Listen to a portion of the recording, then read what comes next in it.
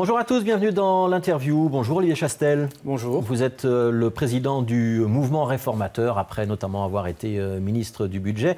Est-ce que les revenus du capital sont suffisamment taxés en Belgique ou pas? En tout cas, ils le sont plus avec ce gouvernement, puisque c'est 600 millions de taxations supplémentaires sur les 2,8 milliards, 2,9 milliards de nouvelles recettes que nous mettons en œuvre au travers du capital. Ça vise les contributions des banques, ça vise le doublement de la taxe sur les opérations boursières, ça vise aussi cette fameuse taxe de transparence qui vise les montages juridiques qui permettent d'éluder l'impôt à l'étranger notamment. Donc c'est une série de mesures, en plus de la lutte contre la fraude fiscale, qui permettent d'engranger, et je pense que les estimations ont été très prudentes, permettent d'engranger 600 millions de plus sur le capital en tant que tel. Donc ce que vous êtes en train de nous dire, avec l'ensemble de ces mesures, on a fait le boulot, pas besoin d'en rajouter. Je traduis bien.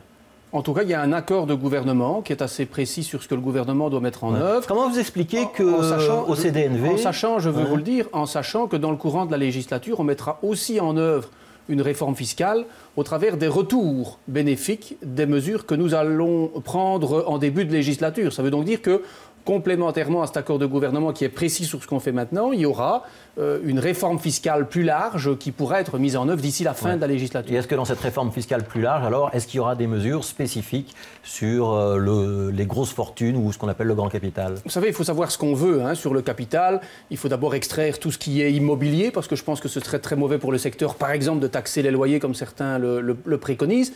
Et alors, il y a le capital spéculatif, et alors, il y a le capital dans l'entreprise. Donc, je pense que plusieurs types de mesures peuvent être discutés. Aujourd'hui, rien n'est sur la table de très concret, de très précis. Dans une réforme future, peut-être que certains partis politiques mettront sur la table un certain nombre de mesures en la matière. Je vous pose toutes ces questions, vous avez bien compris pourquoi. C'est parce qu'il y a eu les déclarations du CDNV, donc le Parti social-chrétien flamand, qui a indiqué, il y a eu plusieurs déclarations, Yves Le Terme, Chris Peters, qui a indiqué que pour eux, il manquait quelque chose dans cet accord de gouvernement. Est-ce qu'il manque quelque chose aussi pour le mouvement réformateur? On sait déjà que l'OPNVLD et la NVA ne veulent pas d'une taxation supplémentaire sur les grosses fortunes. Est-ce que vous êtes prêts à discuter ou pas? Nous nous en tenons à l'accord de gouvernement. Ça veut dire non? C'est non pour le moment. Parce que très clairement, nous voulons mettre en œuvre cet accord de gouvernement au regard de ce qui se trouve déjà en matière notamment de taxation du capital. Donc, pas d'ouverture au jour d'aujourd'hui et une ouverture éventuellement en fin de législature, c'est ça que je dois comprendre? C'est même pas en fin de législature. Je pense qu'aujourd'hui, si quelqu'un veut mettre un sujet sur la table, il le peut. Mais pour déroger à l'accord de gouvernement, il faut un accord des 4 familles politiques. Ça veut dire que le CDNV fait juste du bruit et rien d'autre? Mais en tout cas, on a conclu vendredi le projet de loi-programme. Il n'y avait aucune proposition concrète du CDNV pour introduire dans cette loi-programme une mesure particulière, supplémentaire sur le capital. Que le CDNV dise cet accord, finalement, il est un peu déséquilibré et on a oublié de prendre un petit peu dans la poche des plus riches, ça vous gêne ou pas? Ça ne me gêne pas, c'est le fruit d'une négociation qui s'est clôturée. Nous voulons mettre en œuvre le plus rapidement possible la partie 2015 de cet accord de gouvernement. C'est à ça qu'on doit se tenir. Ouais. Pendant la campagne électorale, on a quand même parlé beaucoup d'une grosse réforme fiscale qui devait avantager les classes moyennes. On avait parlé d'un shift, donc d'un basculement qui devait permettre de faire peser un peu moins de taxation sur les revenus du travail. Est-ce qu'on n'est pas passé un petit peu à côté de la copie? Alors, on n'y est pas passé à côté, parce que dans un premier temps, on a d'abord regardé l'épure budgétaire en assouplissant la trajectoire budgétaire, retour à l'équilibre en 2018. C'est plus tard que prévu, justement, pour soulager l'effort à réaliser, un certain nombre de recettes nouvelles pour des politiques nouvelles, et notamment en matière de pouvoir d'achat, l'augmentation de la déduction des frais professionnels forfaitaires. 900 millions seront consacrés à cet élément-là. Et donc, le démarrage de l'allègement fiscal sur le travail et dans le courant des 2 premières années, une réflexion globale sur ce que doit être pour la fin de la législature, cette réforme fiscale. Ouais, mais il y a le saut d'index qui va être un manque à gagner pour beaucoup de travailleurs et pour les classes moyennes. On avait parlé au départ d'un gain de 250 € par le biais de l'augmentation des frais forfaitaires. Et on a parlé ensuite de 125 € seulement. Et maintenant, il y a un ministre des Finances qui dit non, finalement, les salaires moyens, ils vont perdre 123 € sur la première année. On en est où? Alors, on en est que la mesure démarre en 2015 sur l'augmentation des frais forfaitaires déductibles. La première moitié en 2015, en régime de croisière en 2016, ça rapportera bien en moyenne 250 € net par travailleur, ce qui, c'est vrai, est un petit peu moins que ce qu'aurait rapporté l'indexation automatique des salaires, qui lui aurait rapporté, au lieu de 20 € par mois, aurait rapporté 30 € par mois. Il y a donc une différence de 10 €, ce qui explique d'ailleurs que le ministre des Finances dit que quand on compare les deux systèmes, l'indexation automatique des salaires et l'augmentation des frais forfaitaires, il y a une différence de 123 € par an. On va pas noyer les téléspectateurs de chiffres, mais dites-nous, 2015, la classe moyenne, donc ceux qui gagnent aux alentours de 3 000 € bruts par mois, ils gagnent ou ils perdent à la fin de l'année? D'abord, ils vont, dès le 1er janvier, pouvoir être précomptés différemment en fonction de la mesure. On n'attendra pas, comme avec le franchissement de l'indice pivot, avril, mai, juin, on sera augmenté dès le 1er janvier du montant réservé en 2015, c'est-à-dire de 10 € par mois, donc de 120 €. Donc c'est un bon gouvernement pour les classes moyennes, même si le Parti socialiste dit l'inverse? Alors vous savez, c'est un gouvernement qui entame ses mesures avec l'ambition, c'est vrai, de monter en régime par rapport au transfert de fiscalité. Mais aujourd'hui, on s'en tient à l'accord du gouvernement et en fonction des moyens disponibles aujourd'hui, c'est la mesure que nous mettons en avant. Alors, il n'y a pas eu de grande conférence de presse pour présenter l'accord de gouvernement.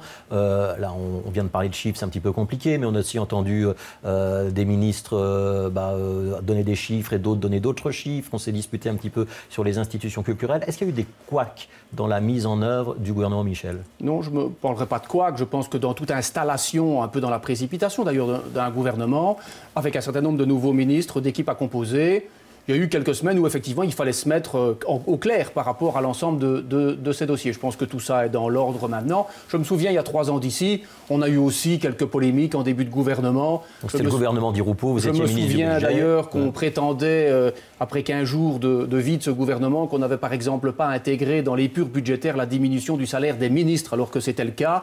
On avait aussi mis quelques jours à réagir, ce qui avait été un peu de flottement. Je pense il va falloir resserrer la communication des équipes ou pas? Moi, je pense que le Premier ministre l'organise et je pense que tout ça va se mettre en place très naturellement. On ne s'est pas dit au mouvement réformateur, on va laisser passer l'orage des premières semaines, parce que de toute façon, on a une opposition tellement virulente que ça ne sert à rien de communiquer, on communiquera plus tard. Il n'est pas question de laisser passer l'orage. Je pense que chaque ministre passe cette semaine notamment en note explicative de sa politique. Ce sera l'objectif des 15 jours qui viennent au Parlement. Ils passent tous devant le Parlement, c'est une nouveauté ça. Oui, c'est effectivement une nouveauté. Oui, parce que chaque ministre endosse la responsabilité de son département et explique sa part de l'accord de gouvernement. Et donc c'est intéressant d'ailleurs d'avoir ce premier débat vis-à-vis de chaque ministre. Alors vous êtes le président du mouvement réformateur, vous avez changé de rôle. Ça va être quoi le rôle du président du mouvement réformateur? Vous êtes celui qui va aiguiller Charles Michel ou celui qui va relayer Charles Michel auprès de la population? D'abord, vous devez savoir que j'ai Charles Michel tous les jours au téléphone, forcément, en tant que chef du gouvernement fédéral, parce que mon rôle en particulier au mouvement réformateur, c'est évidemment de soutenir nos équipes fédérales, nos ministres, le groupe parlementaire dirigé par Denis Ducard, mais c'est aussi à l'inverse le soutien au groupe dans l'opposition, cette fois-ci dans nos régions, la région bruxelloise avec Vincent De Wolf en particulier, où nous devons mener cette opposition constructive. Vous êtes quoi, un animateur d'équipe? Mais en tout cas, le parti est vraiment important en soutien de l'ensemble des équipes, à la disposition de l'ensemble des équipes, et c'est important de coordonner l'ensemble. Quand vous allez faire une réunion, c'est le cas ce soir, boulevard de la Wolu, au siège de la FEDIA, quelques militants du mouvement réformateur, c'est quoi? C'est pour leur dire à quel point l'accord du gouvernement fédéral est formidable et à quel point il faut le soutenir? En tout cas, ce soir, c'est œuvre de pédagogie par rapport à nos militants, donc on explique les par mesures, rapport à ce qu'ils entendent et par rapport à la perception que nous avons de l'accord de gouvernement. C'est donc l'occasion d'expliquer le projet que nous mettons en œuvre, un projet très simplement qui vise à créer de l'emploi pour pérenniser notre sécurité sociale et qui vise à mettre en œuvre un certain nombre de réformes importantes comme la réforme des pensions. Vous êtes président pour combien de temps? Président a priori et après les élections qui se dérouleront en décembre prochain pour 4 ans. Et donc nous verrons... Est-ce que vous vous dites si Charles Michel doit un jour quitter le gouvernement, qu'il y a des élections, je lui laisse la place ou est-ce que ce n'est pas l'idée? On n'a en tout cas pas parlé de ça. Et donc l'idée n'est pas là. Il y a les journalistes qui se posent la question. Bien sûr, sans doute. L'idée est de faire une législature, Charles Michel en tant que Premier ministre et moi en tant que Président. Alors, il y a question des internautes. Un certain Salengros, c'est un pseudo évidemment. En un mot commençant, dit Olivier Chastel que beaucoup de Wallons et de francophones ne veulent pas de la NVA. Alors, ce n'est pas vraiment une question, je vais la transformer en question. Est-ce qu'en allant avec la NVA, vous vous êtes demandé à un moment ou un autre si vous jouiez contre les francophones? Pas du tout. Pas du tout, parce que notre optique, c'est de défendre les francophones. Dans ce gouvernement, nous nous en sentons capables. C'est d'ailleurs pour ça qu'on a rédigé un accord de gouvernement très précis sur toute une série de thématiques. C'est d'ailleurs pour ça, depuis un mois, que de nouvelles initiatives qui sortent de l'accord de gouvernement sont tout de suite recadrées par rapport à l'accord de gouvernement. Il n'y a aucun sujet institutionnel, on a limité les sujets communautaires à leur plus simple expression. Donc il n'y a pas vraiment la place pour la discussion. Ouais, mais au-delà des mesures, quand Charles Michel dit « moi je suis prêt à discuter avec les partenaires sociaux au lendemain ou au soir même de la grande manifestation » et que le lendemain Bart De Wever dit « oui, non, il n'y a rien à négocier, c'est l'accord, rien que l'accord », est-ce que ce n'est pas parfois un petit peu difficile avec la NVA? Non, parce que dans cet accord de gouvernement, je pense qu'à 117 reprises, on évoque la concertation sociale, c'est donc qu'il y a de la marge. Mais donc c'est Bart De Wever qui s'est trompé. Mais le gouvernement a un cap, il a une vision, et dans ces grandes lignes, on va maintenir cette vision. Et donc, je pense qu'ils ont tous les deux raison, ils s'expriment probablement avec des velléités différentes, avec des sensibilités différentes. Ouais. Est-ce que c'est facile, quand on est le petit parti francophone face à la grande NVA, de se faire toujours entendre? Oui, parce que vraiment, le rôle de Charles Michel est prépondérant en la matière, celui de Didier Reynders aussi en tant que vice-premier ministre, puisque dans les comités restreints, dans les cairns restreints du gouvernement, c'est lui qui exprime la voix francophone. Alors, autre question, Freddy Tougault. Un Carolo, chef du mouvement réformateur, c'est un peu comme un Liégeois qui serait président du Sporting d'Anderlecht. Est-ce que le costume ne vous passe pas un peu? Je vous ai vu sourire. Oui, je souris parce que c'est vrai qu'on a parfois une vision un peu particulière de la caricature, c'est que les électeurs du mouvement réformateur, ils sont dans le Brabant wallon. Bien sûr, mais ce n'est pas pour ça que le président du mouvement réformateur doit toujours être du Brabant wallon. Moi, je suis fier d'être libéral dans une région comme Charleroi. J'ai beaucoup appris d'ailleurs au départ de la région de Charleroi et je trouve que c'est une très bonne formation pour diriger un mouvement politique. C'est quoi les régions où le mouvement réformateur doit encore travailler pour s'implanter davantage?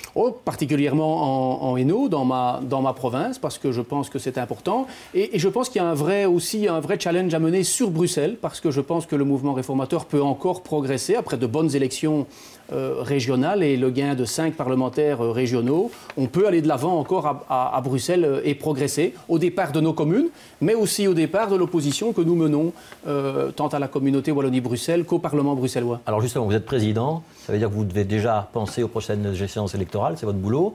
Le prochain chef de file à Bruxelles, celui qui, avec vous, fera les listes à Bruxelles, ce sera Didier Reynders, Vincent De Wolf? Vous savez, d'abord, ce seront des élections communales en 2018, avec des typicités de communes très différentes les unes par rapport aux autres, avec 5 bourgmestres, bientôt 6. Et donc, on le fera commune par commune, en bonne intelligence, tant avec Didier Reynders qu'avec Vincent De Wolf. Vous n'avez pas répondu vraiment à ma question. Mais parce qu'il n'y a pas de réponse à y donner. On fait un véritable travail d'équipe. C'est en tout cas vers ce travail que moi, je m'engage avec tous ceux qui voudront bien le mener avec moi. Merci Olivier Chastel d'avoir été l'invité de l'interview. 18h le journal, 18h25, Jean-Christophe Peuzès pour le magazine M. Et tout de suite la météo, Patrick Vermeer.